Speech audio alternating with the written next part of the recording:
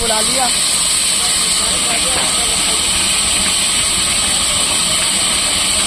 अरे वो गाड़ी हाथ से निकल जाती अगर मैं ना आता कि आपसे भाई को करना पाते काम। हाँ वो अलकताते कर तो देते अलकता। अब मंडी अनाज मंडी टेबले उसकी गाड़ी अनाज मंडी खड़ी थी, अनाज मंडी टेबले करवा के आया, फिर पैसे लेके आया, फिर एक ग्राहक और आ गया, उसे दी फिर मैंने मेल डाल पे से ही